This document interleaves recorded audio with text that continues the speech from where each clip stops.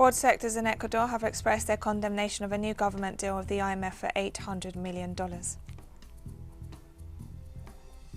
Cuban campaign to vaccinate all children from the age of 2 upwards against COVID-19 continues. The 13th BRICS Summit was held in virtual format this Thursday and chaired by Indian Prime Minister Narendra Modi. From the headquarters of teleSUR English in Havana, Cuba, this is From the South, I'm Katrina Goss. We begin in Ecuador, where broad social sectors reject the government's latest economic policy announcements. From the capital, Quito, our correspondent Denise Herrera has the details. The economic situation in Ecuador is one of the central issues for the government of Guillermo Lasso. Recently, it was announced that tax reforms will be sent, something that worries Ecuadorians. The pandemic has been very hard for us, and we are still going through it. My son is currently unemployed and has 2 children to support. It is very hard. The situation is starting to improve because they already know you, so people are coming and starting to see work, but it is lacking. Several benches have expressed their rejection of the government's announcements. However, in the last few days, the single report for debate of the pre-form to the 2021 budget was approved without being reviewed beforehand. From the Commission, we have noticed the blockade by the Assembly members of the ruling party. They are always trying to crash the sessions, and we have pointed it out in the meetings. We have therefore suggested separating the political differences for the good of the Commission.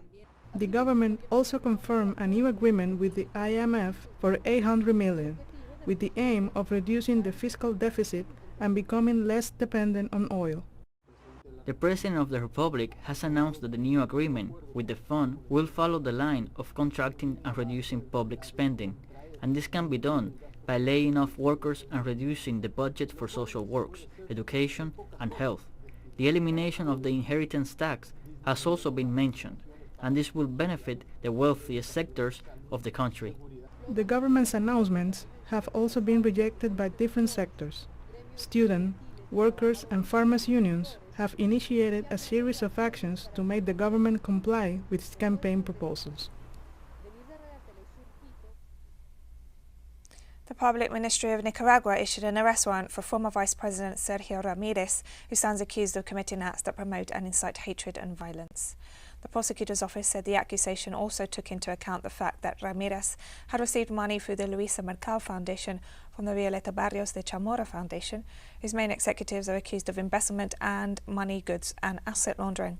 Sergio Ramirez was Vice President of the Republic from 1985 to 1990 during the first elected government of the Sandinista National Liberation Front. He's currently residing outside Nicaragua.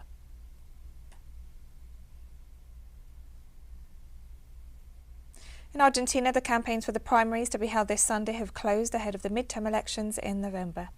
President Alberto Fernandez and Vice President Cristina Fernandez spoke at the closing event of the ruling Front for All campaign in Buenos Aires on Wednesday, stressing that there are 2 competing models for the country at stake and calling on Argentines to vote.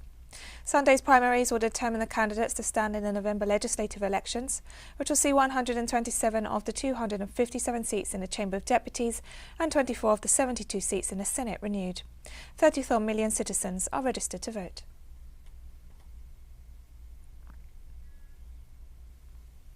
In Brazil, the Federal Supreme Court continues to study the case on the demarcation of indigenous lands, while one justice has already voted against the argument presented and in favour of indigenous rights.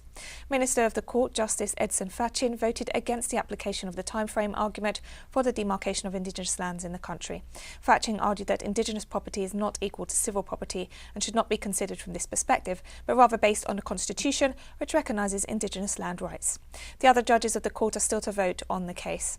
At the same time, thousands of indigenous women are camping out in front of the Supreme Court to demand the competent authorities reject the case that could put an end to the demarcation of their ancestral lands in favour of agribusiness, mining and logging interests.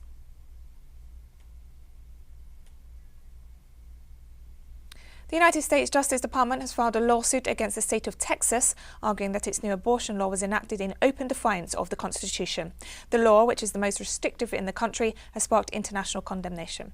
The Justice Department is seeking a declaratory judgment declaring the Texas abortion ban invalid, as well as a preliminary and permanent injunction against the state of Texas. The law, which bans abortions from the time a heartbeat can be detected, which is usually around 6 weeks and before most women know they're pregnant, does not provide exceptions for cases of rape or incest. It also means that private citizens can bring private litigation against clinics and anyone else who assists a woman in obtaining an abortion after 6 weeks. Experts note the Texas law was designed specifically with the goal of making it more difficult for clinics to obtain federal court orders blocking its enforcement.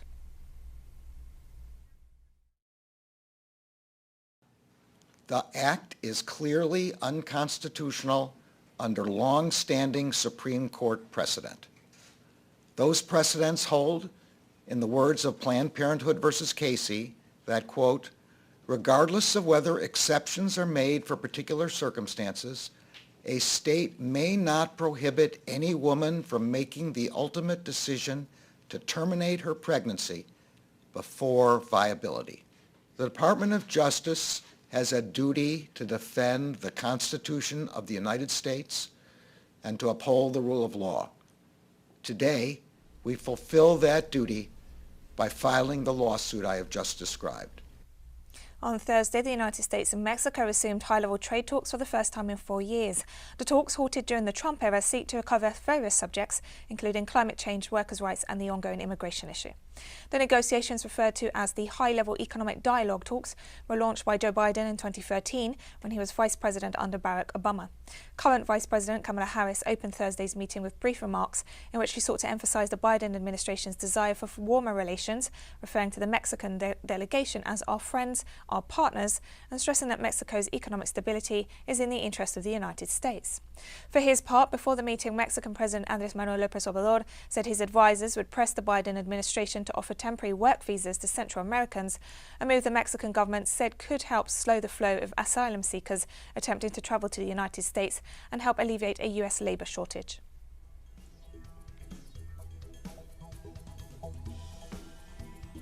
And we'll be right back after this very short break, so don't go away.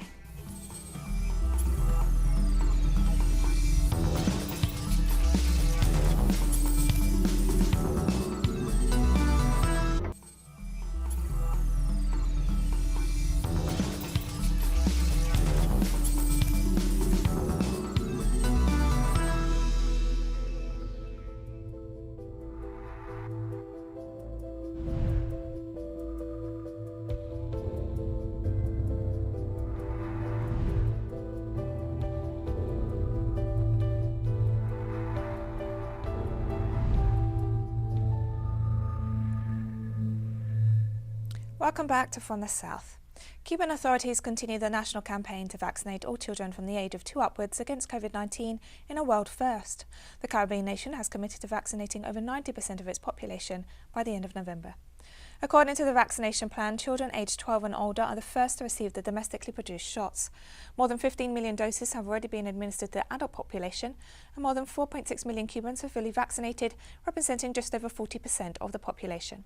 Schools have mostly been closed since March 2020, and students have been following lessons on television. The school year restarted on Monday, but students will continue learning remotely until all eligible children are vaccinated. The vaccine arrives here first thing in the morning, and its transport. Everything is guaranteed. Each vaccination point has its cellar, its thermos, with its minimum conditions to preserve the refrigeration line. Even in the most remote parts of Cuba, health workers are committed to ensuring all residents are vaccinated, with the support of other public sector workers and local communities. Now I'm going to up there to give the school a look because we are supporting the vaccination process. We serve as messengers, the support here, inside the office with the health personnel and everything that needs to be done. We have communication with all the parents of these children. We let them know in advance, and if it is a long distance, we will pick them up in any car. But so far, everyone has come to the doctor's facility. The confidence with which Cuban children and teenagers assume the vaccination process demonstrates the awareness they've acquired regarding the process and the pandemic as a result of a successful communications and educational policy. I wasn't afraid. This is for me not to get sick. I wanted to get vaccinated because I already liked the vaccine. The World Health Organization's Director for Africa reported that the continent saw a 23% fall in coronavirus cases last week, but also noted that Africa's COVID death toll now tops 200,000. So the COVID-19 third wave in Africa has taken a downward slide with a 23%, so almost a quarter, decrease in new cases last week, driven largely by countries in Northern and Southern Africa. That's the steepest drop in 8 weeks since the peak in July. This progress also comes with a stark reminder of the heavy toll COVID-19 has taken as we pass the sad milestone of 200,000 lives lost to the virus on the continent. The WHO Regional Director also explained that Africa is set to get 25% less vaccine doses than anticipated by the end of the year, while richer nations simply throw them away. On the vaccine front, in the past week, the COVAX facility has delivered over 5 million doses to African countries. I was saddened to read that 3 times as many doses have been thrown away in the United States alone, 15 million doses since March 2021.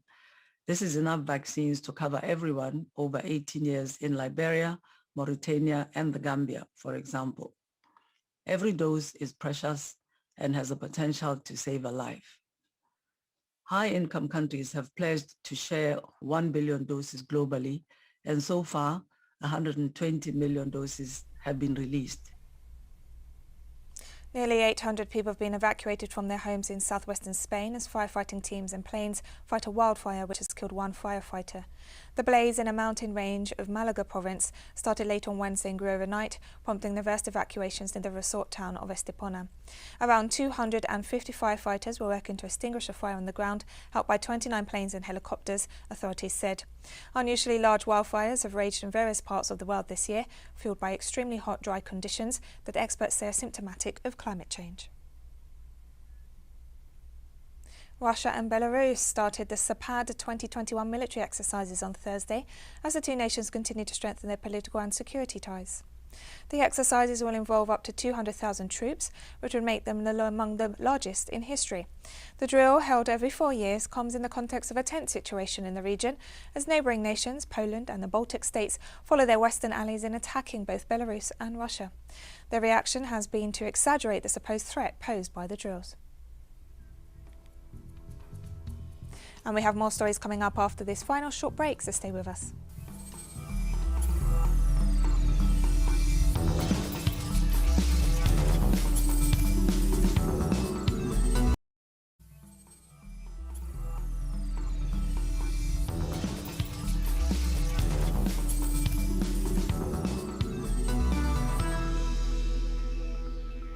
Welcome back to From the South.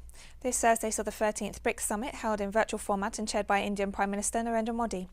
With the theme Inter-BRICS Cooperation for Continuity, Consolidation and Consensus, the summit gathered the leaders of 5 of the largest developing countries of the world, the presidents of Brazil, Jair Bolsonaro, South Africa, Cyril Ramaphosa, Russia, Vladimir Putin and China, Xi Jinping, and the host. As part of the discussions, President Putin raised the issue of Afghanistan, noting that the withdrawal of US forces and its allies has led to a new crisis and called for BRICS countries to pay special attention to the situation. Without naming any country in particular, the 5 nations group also said they reject the double standards in countering terrorism and extremism conducive to terrorism. The leaders also exchanged views on the impact of the COVID-19 pandemic and other current global and regional issues. And Chinese President Xi Jinping on Thursday called on the BRICS countries to advance the building of a community with a shared future for mankind. In his address to the 13th BRICS Summit, Xi said that the 5 member countries of the bloc have become an important force on the international stage to be reckoned with. He added that over the past 15 years, they have enhanced their strategic communication and political trust in a spirit of openness, inclusiveness and equality, and respected each other's social systems and development paths while exploring new ways for nations to interact with each other.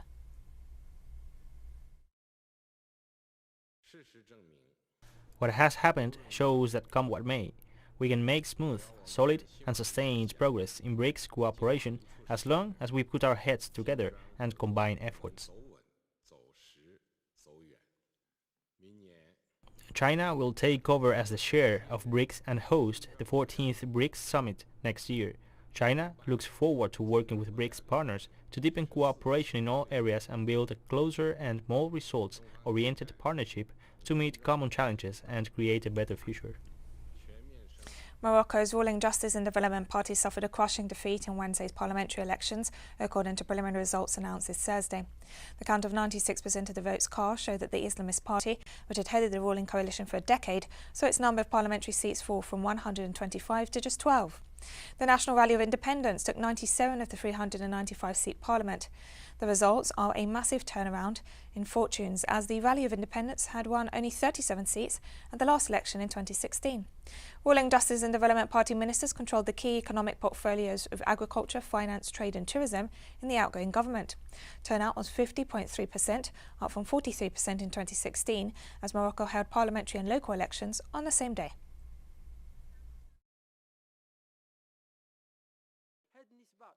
These results prove that Moroccans today want change and want an alternative, and we believe that the National Rally of Independence Party is that alternative, given the electoral program it presented to the citizens, which resonated well with them during the election campaign.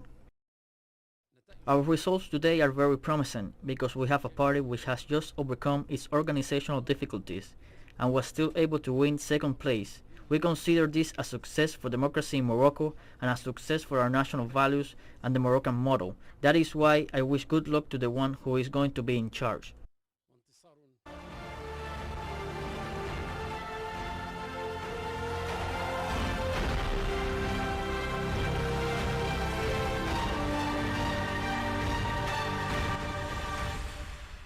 Our collaborator from Al Mayadeen channel, Bakar Younis, brings us the latest on the situation in Afghanistan.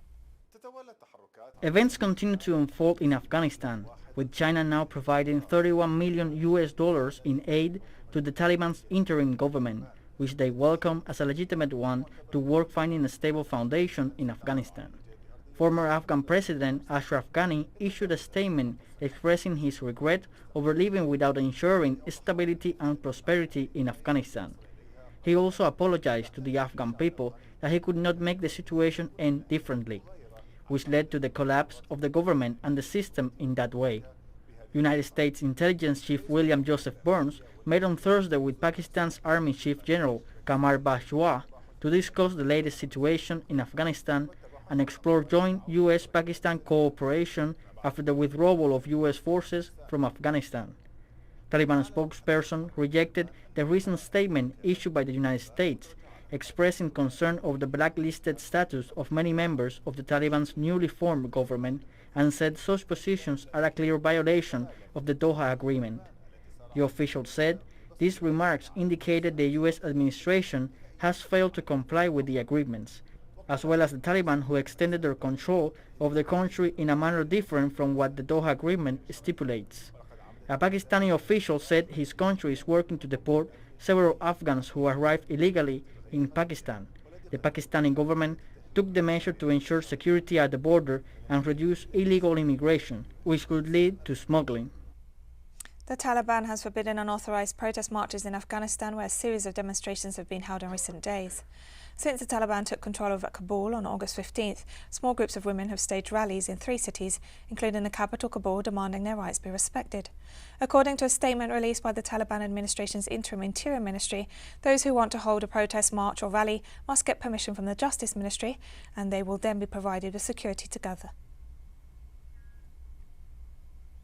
On Thursday, China attended a virtual meeting with foreign ministers from countries neighbouring Afghanistan, including representatives from Pakistan, Iran, Tajikistan, Uzbekistan and Turkmenistan. The Chinese foreign minister announced plans to support Afghans and provide COVID-19 vaccines. Afghanistan has one of the lowest vaccination rates in the world, increasing the risk to the acceleration and spread of a domestic pandemic.